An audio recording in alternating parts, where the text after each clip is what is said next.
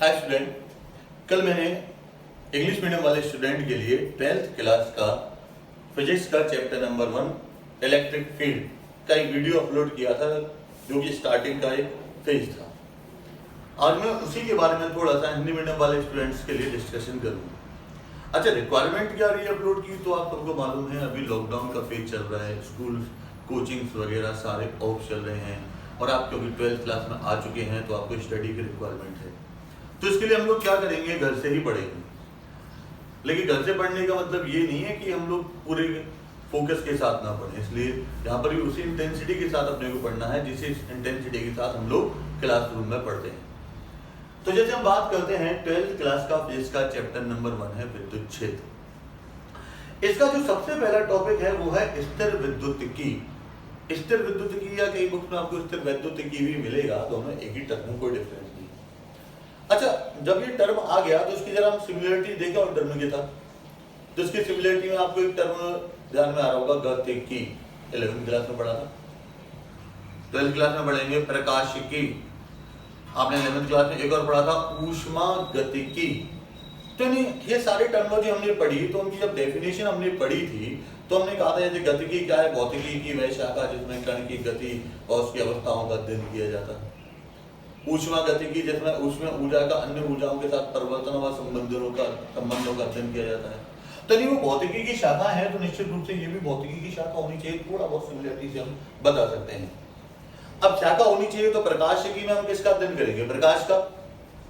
ऊष्मा गतिकी में किसका अध्ययन करेंगे, अभी मैंने आपको बताया था। तो इसमें भी निश्चित रूप से किसी ना किसी का अध्ययन करना पड़ेगा अपने को। तो स्थिर विद्युतिकी में हम जाते हैं तो एक तो टर्म क्या आ रहा है हमारा स्थिर, एक टर्म क्या आ रहा है विद्युत। तो ये सबसे पहली बात, तो हम किसी स्थिर वस्तु का यहाँ पर अध्ययन करेंगे। तो क्लियर हो गया भाई, नाम से आ रहा है स्थिर का अध्ययन करना है। अब जिसका अध्ययन करेंगे वो क्या होगा। अब यहाँ पर आप विद्युत या वैद्युत इस तरह के शब्द आते हैं। जब भी आपको विद्युत या वैद्युत शब्द दिखाई दे तो आप किसकी बात करेंगे, आवेश की। जैसे विद्युत बल, विद्युत क्षेत्र, तो ये सब किसकी वजह से होते हैं, आवेश की वजह से होते हैं। तो इसका मतलब मुझे किसका अध्ययन करना है, स्थिर का। स्थिर में किसका अध्ययन करना है, आवेश का। तो यानी इसकी परिभाषा क्या हुई, भौतिकी की वह शाखा जिसमें स्थिर आवेशों व उनके मध्य की अनुक्रियाओं का अध्ययन किया जाता है, उसे हम कहते हैं स्थिर विद्युतिकी।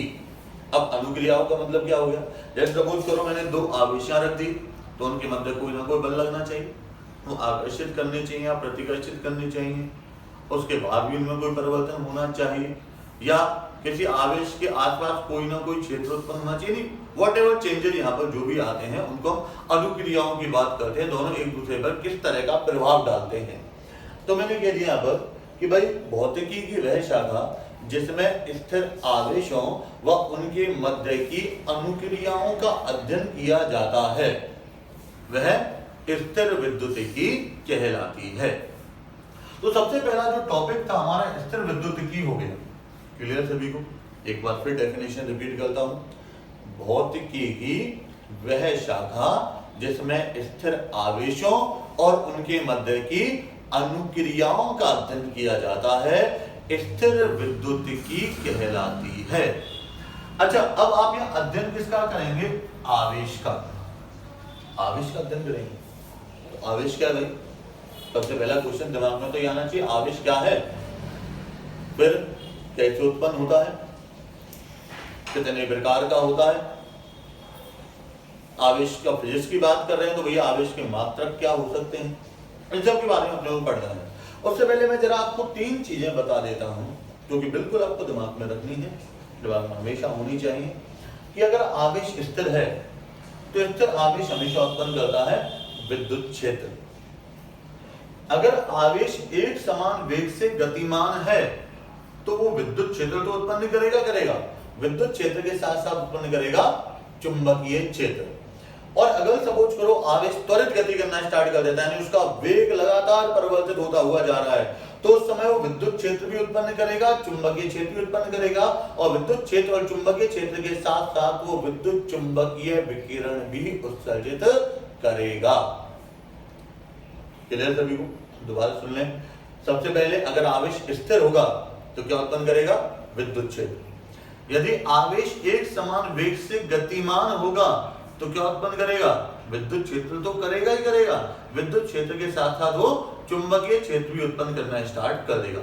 लेकिन आवेश यदि त्वरित गति करेगा, त्वरित गति करने का मतलब क्या है कि भैया उसका वेग लगातार क्या होता जाएगा? परिवर्तित होता हुआ जाएगा। और जब उसका वेग परिवर्तित होता हुआ जाएगा तो विद्युत क्षेत्र भी उत्पन्न करेगा, चुंबकीय क्षेत्र भी उत्पन्न करेगा और इसके साथ साथ वो विद्युत चुंबकीय तरंगों को विकिरित भी करना स्टार्ट कर देगा।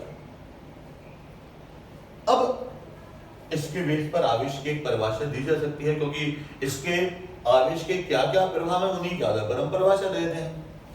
तो हम कहते हैं कि भाई पदार्थ का वह गुण जिसके कारण वह विद्युत क्षेत्र और चुंबकीय क्षेत्र उत्पन्न करता है और उनका अनुभव भी करता है, उसे हम क्या कहते हैं? आवेश। क्लियर हो गया? सिंपल तो कुछ नहीं, यानी वह गुण है जिस कारण वो क्या उत्पन्न करेगा? विद्युत क्षेत्र उत्पन्न करेगा, विद्युत क्षेत्र के साथ साथ चुंबकीय क्षेत्र उत्पन्न करेगा और उनका अनुभव भी करेगा। उसको हम क्या बोलेंगे? आवेश। डेफिनेशन के लिए, पदार्थ का वह गुण जिसके कारण वह विद्युत क्षेत्र और चुंबकीय क्षेत्र उत्पन्न करता है और उनका अनुभव भी करता है, उसे हम लोग क्या कहते हैं? आवेश कहते हैं। अब जैसे हमने बात कर ली तो जरा हम आवेश के बारे में थोड़ा सा सोचने की ट्राई करते हैं।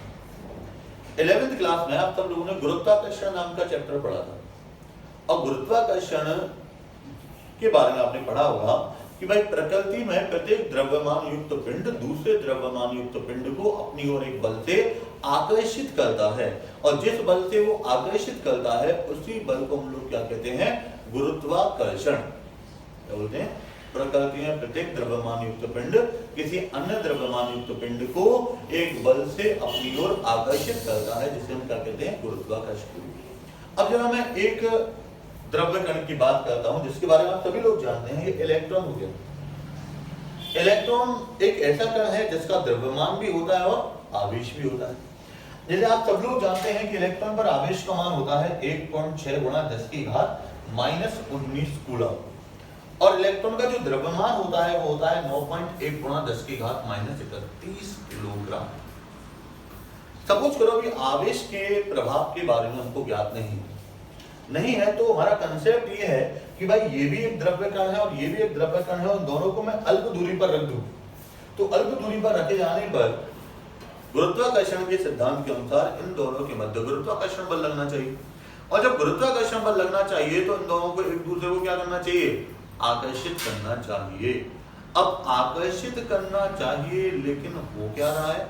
होता यह है कि एक दूसरे को प्रतिकर्षित करना स्टार्ट कर देते हैं।